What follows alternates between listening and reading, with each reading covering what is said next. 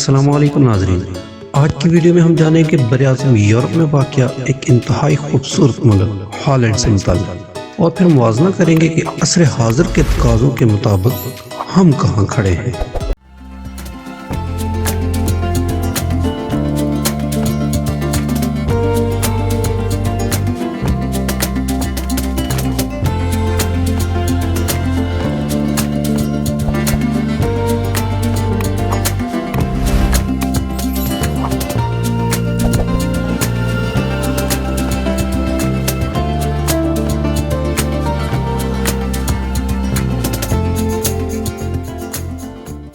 Holland یعنی Netherland رقبے کے اعتبار سے دنیا کا 131واں ملک ہے۔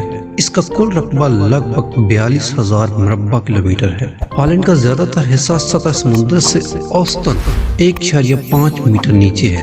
یہاں کا سب سے گہرا علاقہ سطح سمندر سے بھی تقریباً 6 میٹر نیچے ہے۔ 2022 کے اعداد و شمار کے مطابق ہالینڈ کی آبادی تقریباً 2.25 کروڑ ہے۔ یہ یورپ کے بڑے ممالک میں سب سے گنجان آباد ملک ہے، جہاں فی مربع کلومیٹر تقریباً 500 افراد رہتے ہیں۔ ہالینڈ کا حالیہ جی ڈی پی 950 ارب امریکی ڈالر ہے۔ خوراک کی برآمدات کے حوالے سے یہ دنیا کے پہلے 6 ممالک میں آتا ہے۔ دنیا کی خوراک اور گھریلو اشیاء کی بڑی کمپنی یونیلیور ایک ڈچ اور برطانوی کمپنی کے اشتراک سے 1929 میں قائم ہوئی۔ اس کے علاوہ بھی پوری دنیا میں خوراک اور زراعت کی کئی بڑی کمپنیاں ہالینڈ کی ہیں۔ ہالینڈ کا قابل کاشت رقبہ تقریباً 18,000 مربع کلومیٹر ہے، جو اس ملک کے کل رقبے کا تقریباً نصف ہے۔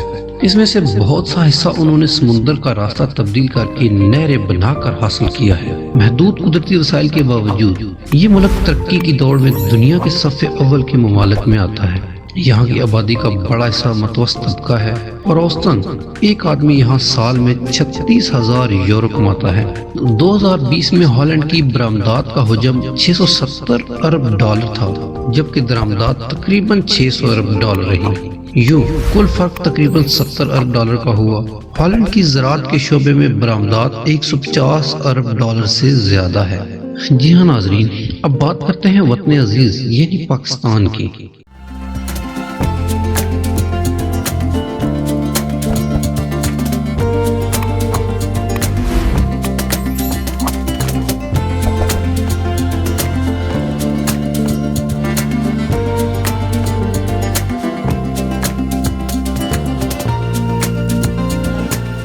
ناظرین، آبادی کے لحاظ سے دنیا کا 5واں بڑا ملک ہے، جس کی کل آبادی اس وقت 22 کروڑ سے اوپر ہے۔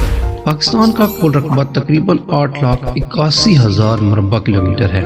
یوں یہ رقبے کے لحاظ سے دنیا کا 33واں بڑا ملک ہے۔ اس کے ایک صوبے خیبر پختونخوا کا کل رقبہ کم و بیش ہالینڈ کے رقبے کے برابر ہے، جبکہ وہاں کی آبادی ہالینڈ سے دگنی یعنی 3.5 کروڑ ہے۔ پاکستان کی سب سے بڑی برآمدات زراعت کے شعبے میں ہیں، جن میں گندم، چاول، گنا، کپاس اور کپاس سے وابستہ ٹیکسٹائل کی مصنوعات ہیں۔ پاکستان کا جی ڈی پی تقریباً 350 ارب ڈالر ہے۔ یہ ہالینڈ کے جی ڈی پی سے 2.7 گنا کم ہے۔ 2021 میں پاکستانی برآمدات 34 ارب ڈالر رہی، جبکہ درآمدات 56 ارب ڈالر رہی۔ یوں پاکستان میں پیسہ آ نہیں بلکہ جا رہا ہے۔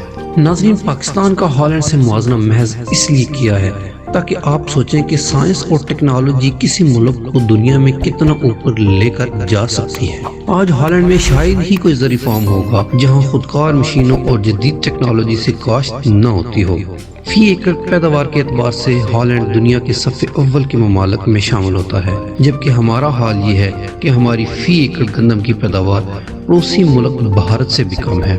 آج کی دنیا کسی بھی ملک کے شہری کو اس کی معیشت اور دنیا میں مقام کی وجہ سے عزت دیتی ہے۔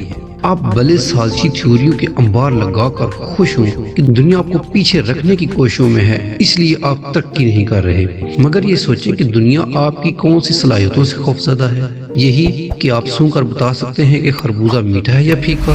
اس خود فریبی سے نکلیں گے تو کچھ سدھ بدھ آئے گی۔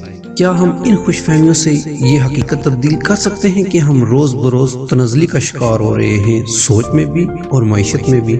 آج کی دنیا میں معیشتوں کا دار و مدار سائنسی ترقی پر ہے۔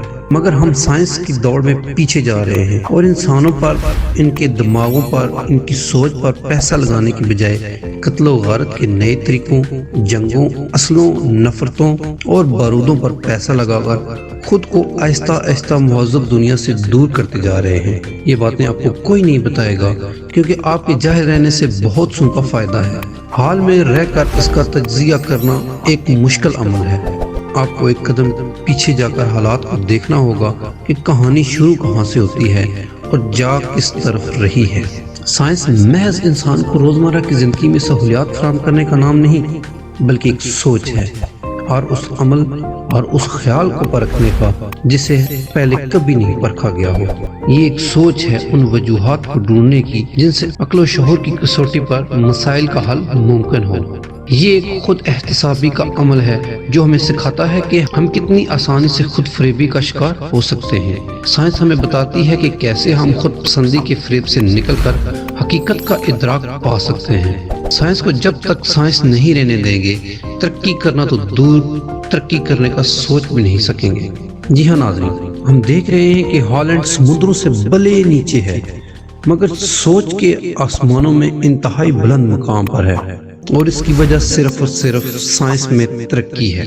اور ہم سمندر سے اوپر ہونے کے باوجود بھی تنزلی کی گہرائیوں میں ڈوبے ہوئے ہیں۔ دعا ہے کہ اللہ رب العزت ہمارے وطن کو محبت اور امن و سلامتی کا گہوارہ بنا دے، اور اللہ رب العزت ہمیں ایسی اجتماعی سوچ اور فکر دے کہ جس میں ہمارا وطن ہماری ذات سے کئی گنا بڑھ کر ہو۔ پاکستان زندہ باد۔ دوستو، آج کی ویڈیو میں اتنا ہی۔ مزید منفرد اور معلوماتی ویڈیوز کے لیے جڑے رہیے ہمارے YouTube چینل کریٹو کومنٹس کے ساتھ۔ اگر ویڈیو اچھی لگی تو لائک، کمنٹ اور شیئر کرنا مت بھولیے گا۔